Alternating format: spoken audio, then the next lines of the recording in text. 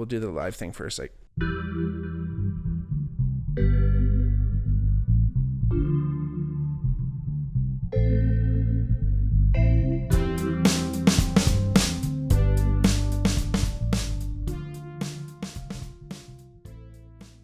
hey everybody, welcome back to the Bigmark podcast. It's me, your host, Bigmark. If it's your first time watching, welcome. If not, welcome back. Like I always say, if you ever wanted to reach out to the podcast, hit us up on our Instagram or Twitter or X, whatever you want to call it, in the DMs at Bigmark Pod, at the Bigmark Podcast, or at the Bigmark Pod, respectively. I always, want to spread the word about the podcast, but if you ever wanted to support the podcast, check out our Patreon. But the one way you can support the podcast is by telling a friend. That's all I ask. If you're listening, just tell a friend who you think is cool, who you think would like this podcast, because we're covering all types of different stuff. There's got to be something that someone is going to be able to get down with. There's 182 episodes to binge, so go back and check those out. 182 other episodes, I should say. But again, we cover a lot of stuff here, so even if I didn't cover anything you wanted to hear, let me know. Like I said, if you wanted to hear anything, if you had a harangue or criticism or love the podcast, whatever we want. We loved hearing from you. We love seeing you in the comments. Thank you so much for being here. Thank you so much for hitting us up in the comments or in the DMs if you have. But if not, thank you in advance. But I appreciate you taking your time and being here tonight. Let's talk a little Terminator. We're basically going to be talking about a little bit about the first two movies, mostly Terminator, The Terminator, and Terminator 2 Judgment Day. It's a part of a series, so I guess we can call it the Terminator series. But the first two movies are kind of a little bit more near and dear to my heart, and they kind of cover most of the events that kind of do happen in the Terminator series. And the other movies kind of elaborate a little bit on the plot or kind of add to it in, should I say, how can I put this lightly, in a way that helps them make more money. I don't know. It's funny because when they first made the Terminator, so the first Terminator came out in 1984, began filming in 1983. It's if you've never seen it, it's an action film directed by James Cameron, also written by Cameron, produced by Gail Ann Hurd. And when it first came out in 1984, it didn't really have super high expectations. Arnold Schwarzenegger, who stars in the movie, he kind of looked at it like a B movie. He didn't really think it was going to be a big thing. He kind of came into filming off the tail of Conan the Barbarian, which was like a huge box office hit. Not to say that Terminator didn't go on to be a box office hit, but no one really kind of knew what they had their hands on here. It was kind of this like many great stories and things like that. It kind of came from the ether, if you will. It came to James Cameron. He kind of dreamt it. He dreamt it in a fever dream. And then kind of elaborated on that idea and pushed it. And it's kind of funny, James Cameron, who obviously everyone knows, Avatar, Titanic, he's one of the most prolific directors of all time. Well, maybe not necessarily prolific in the sense of making many, many movies, but most successful, at least, with his movies that are out. You wouldn't necessarily think, I guess this is what makes great filmmakers, is they're not afraid to allow people to kind of, take leaps of faith, because it's a time, at heart, this movie's a time travel movie. It's one of the great time travel movies. The plot, if you haven't seen it, again, mega spoiler warnings. But throughout the movies, these robots and human beings are being sent back through time from a future human war that is happening between artificial intelligence, like robots basically, and human beings. In 2029, so actually not that far away, Skynet, which was made by Cyberdyne Industries, was basically like a global defense system, became self-aware, and basically like artificial intelligence kind of woke up and then fired off all the nuclear weapons that humans had and destroyed the earth. And then humans kind of like went underground, tried to survive. These like hunter killers, human killers, I can't remember what they're called, but they're these machines that are out to kill humans. And then slowly but surely, human beings, this resistance led by John Connor, kind of creates this resistance keeps getting stronger and stronger, and really creates a problem for Skynet. And they start creating robots. They start making cyborgs that have like a human appearance. So then they kind of can infiltrate the humans and go and blow them up kind of from the inside out. And it's kind of funny because James Cameron, and this is one of the examples of him kind of allowing a little bit more suspension of disbelief. He created the idea, or at least expanded on his dream that he had of, he was in Rome for one of his movies, the release of it, and he became ill and was sick and had a dream about a metallic torso crawling its way out of a fire or an explosion with knives. So it's kind of a little bit of a stretch to then all of a sudden make that into Terminator, but he basically like dreamed up the like look of the T-800 or T-600 or whatever, the like one that looks like Arnold. But when he brought that to life, people were again more than surprised. There was low expectations to start, but with this whole story, these cyborgs that are infiltrating bots that are supposed to be able to kind of get in and be unnoticed, so to speak. It was hard for James Cameron to kind of cast someone like Arnold Schwarzenegger. Mel Gibson had turned down the role. Sylvester Stallone had turned down the role. And it's always funny with that. When you hear that, you always picture those actors as the Terminator. It'd be such a different vibe.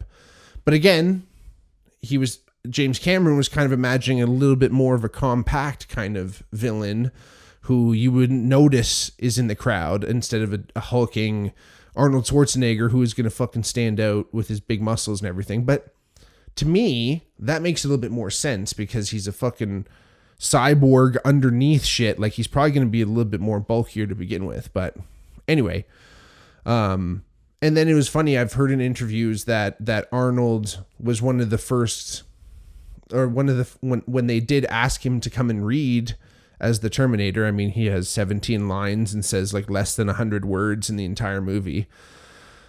But the lines that he did read, he thought, well, I'm a robot. Like, I should have like literally zero affect. I shouldn't act like, oh, this cyborg is like amazing at being a human. He tried his best at being, stone face, and I think Arnold did an excellent job with that. So, sometimes things turn out a little bit better. But again, so back to the plot, the general story of Skynet, the background. So they create these cyborgs, these T-600, these T-800s, the Terminators, they're called, that come in and fucking blow everyone away. And then the humans are trying to get ahead of that, right? It's this arms race that's happening, and they're trying to kind of go, okay,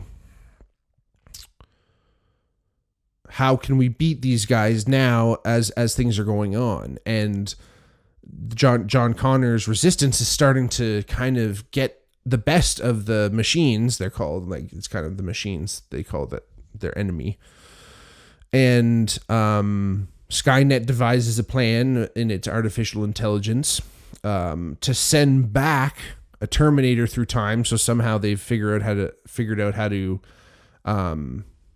travel through time by 2029. but they send a Terminator back in time.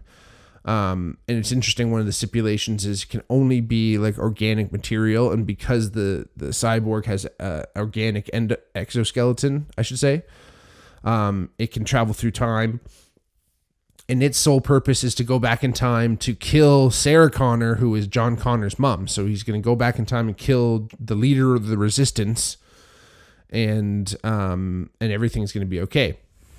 Meanwhile, the resistance knows this is going to happen somehow, so John Connor sends back this dude named Kyle Reese.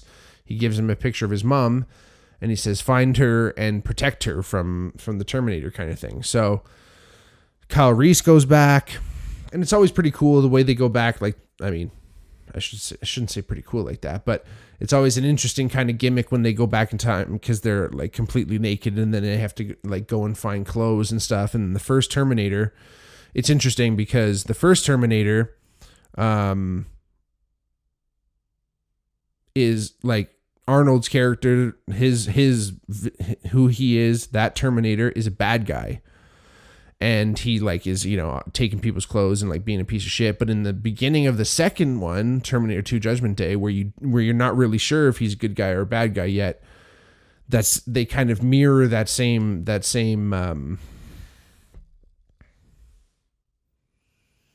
scene, if you will. So again, it's like pretty interesting how they kind of like continue the plot through the stories and kind of mirror things, because Terminator 2, when that came out, I think about 9 years later.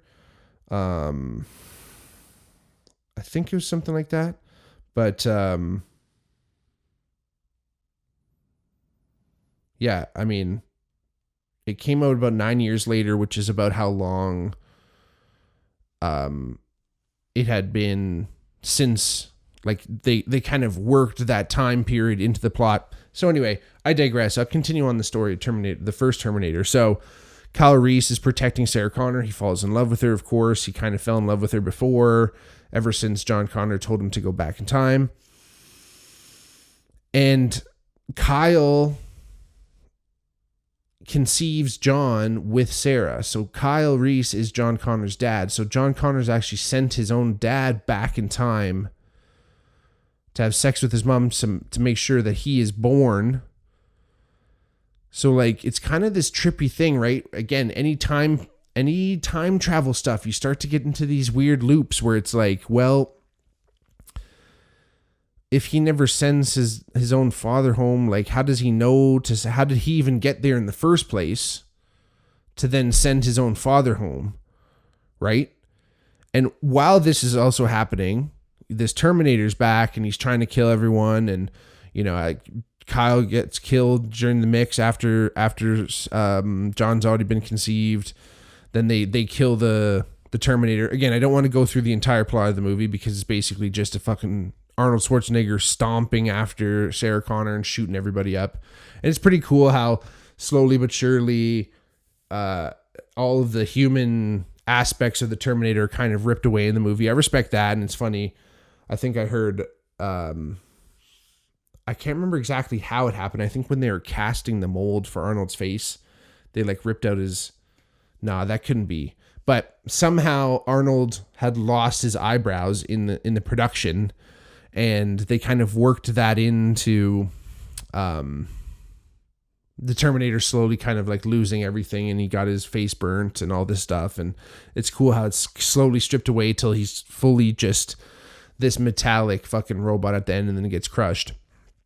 But these dudes, Cyberdyne Industries, ends up harvesting parts of him and studies them, and then that's how they end up creating the chips that become Skynet and start making these robots, right? So it's this weird circular kind of thing, which is like brilliant, but at the same time kind of doesn't necessarily work, because again, where was the initial spark of all this happening, right? Like, John Connor should not exist because his father is from the future. And then there shouldn't have been Terminators. Anyway, as the series go on, in the other Terminator movies, there are like, they kind of go into the stories a little bit more. Actually, there's a really interesting one which is like, again, I kind of don't want to go too far into it, but again, some of the newer ones, some of the other sequels, I should say, are like Rise of the Machines, Terminator Salvation, Terminator Genesis, Terminator Dark Fate. Like some of those, honestly, I don't think I even saw Terminator Dark Fate. Oh my God, they came out in 2019. But again, Judgment Day came out in 91. Terminator 3 Rise of the Machines came out in 03. Salvation in 09. 2015 Genesis. 2019 Dark Fate. And basically all the, after Terminator 2, which the kind of plot of that is that instead of trying to kill Sarah, they send another Terminator T-1000 who's like made of liquid metal. This is in Terminator 2. They send him back to go kill John himself. John's like 10 years old at this point. And then John himself sends another Terminator who they have taken on their side and reprogrammed to be to protect John. They send him back, and then it turns into this entirely different story of kind of this family dynamic with Sarah, the Terminator, and John. And it's really interesting because Sarah goes through this really interesting process, and Linda Hamilton, who plays Sarah Connor, does such a fantastic job kind of showing, how terrified she was and how terrorized she was by the Terminator in the first one. It would have been so interesting for her as a character to reconcile some of those things and see that he's different only because he's reprogrammed. And there's even a scene in the movie where she tries to kill him again because she knows how fucking hard he's to kill and she knows what he's capable of. But again, it's so interesting because all that work that they do, and they end up killing the Terminator as again, spoiler alerts, and destroying the chip and destroying it. Fucking shit inevitably just happens, right? Like somehow Skynet like got far enough or something, and like there's all these different little things that happen, which again kind of just reaffirms and shows like time is just this flat circle that just keeps fucking turning, and it's gonna happen no matter what. You can't necessarily intervene on fate. So I guess it's a little morbid at the end of the day, but again, really interesting. I thought the production of it, some of the filming happened in Toronto, I thought was really, really cool. But again, for the first Terminator anyway, it was pretty good graphics. It wasn't necessarily the best time for a lot of special effects, but the practical effects were amazing. And then for Terminator 2 Judgment Day, you got to see, because it was 91, you got to see the advancements in CGI. And again, it was still at a time where things were used relatively tastefully. I think James Cameron is one of the best examples of a director who can use CGI like very, very tastefully. And I feel that Terminator is kind of one of those things that it's a perfect example of, at least Judgment Day, I should say, of them kind of mixing practical effects and mixing CGI and making it look like really cool, great action sequences. And again, Terminator 2 is one of those movies that like is arguably, the sequel is arguably better than the original, and that doesn't always happen, right? And it was a little bit of a money grab. Like I said, they kind of like extended the story a little bit more just to kind of keep going. And, with the success, the box office success of the Terminator, because the budget was only 6.4 million, but they made 78.3 million in the box office. So like they did really well, and they did really well with the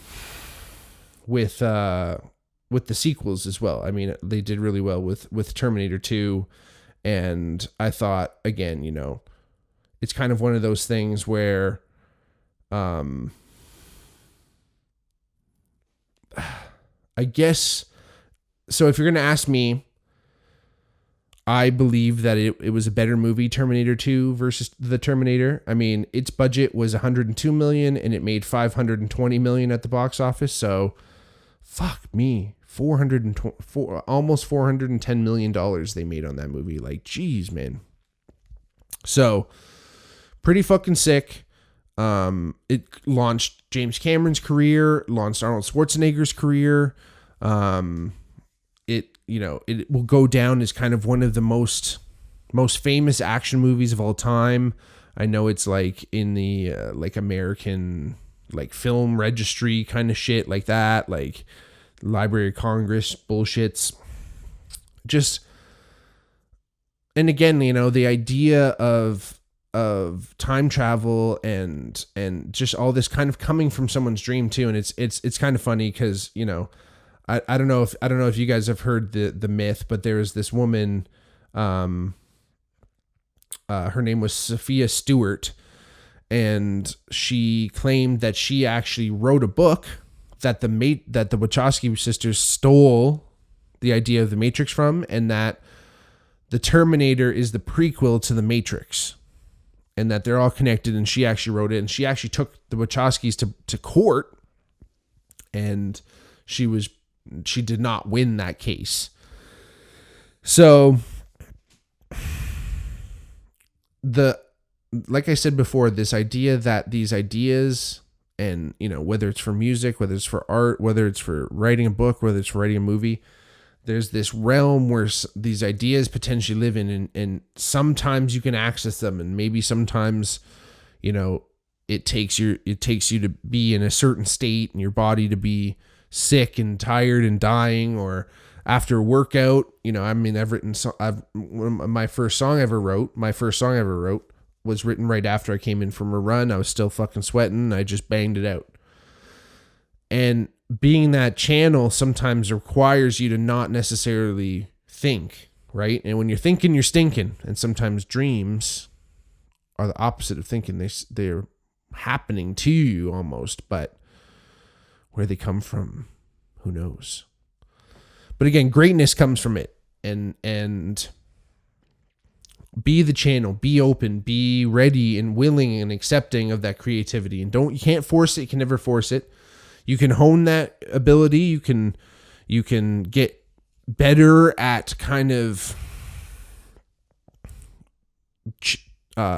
zoning in or locking into that type of mindset.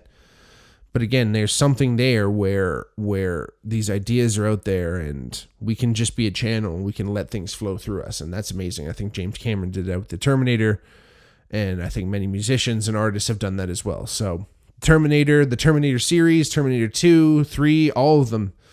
Check them out if you haven't. Really interesting, great action, somewhat thought-provoking ideas of, what AI is capable of, and not and relatively poignant these days, right? Like, we don't want to see AI fucking run out of control and fucking take over and launch all our nuclear weapons, right? Like, I'm pretty sure most of our nukes are still like, half of them are like mad analog technology, because they're like, we're not even letting anyone touch this shit because you can hack it, right? Like, so I feel like some of it's still lock and key and all that kind of craziness. So let's pray and hope that fucking Skynet doesn't take over anytime soon. I don't think it's going to happen, but what can you do? Anyway, thanks y'all for listening. Check it out. Check out all of our other episodes. Hit us up. YouTube's, Patreon. Love y'all. I'll be back. Peace.